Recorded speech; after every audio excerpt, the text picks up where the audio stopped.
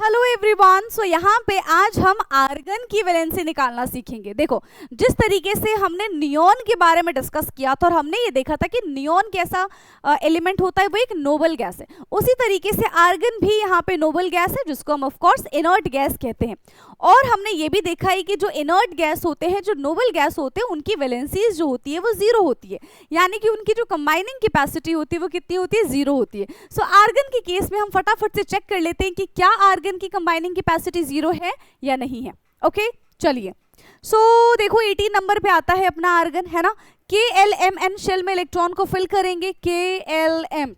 सो ये हो जाएगा 2 8 and 8। अब देखो लास्ट शेल में कितने इलेक्ट्रॉन्स प्रेजेंट है। यस, लास्ट शेल में बेटा कितने इलेक्ट्रॉन प्रेजेंट है, टोटल 8 इलेक्ट्रॉन प्रेजेंट है। ठीक है, अब हमने क्या पढ़ा है कि अगर लास्ट शेल में 1 2 3 या फिर 4 इलेक्ट्रॉन प्रेजेंट होते हैं तो वही उसकी वैलेंसी हो जाती है। लेकिन अगर 4 से ज्यादा इलेक्ट्रॉन प्रेजेंट होते हैं, जैसे कि 5 6 7 या फिर 8, सो इन दैट केस हम क्या करते हैं, yes 8 minus number of electron present in valence shell कर देते हैं। ठीक है, अब देखो क्या हो जाएगा, 8 minus 8 यानी कि 0।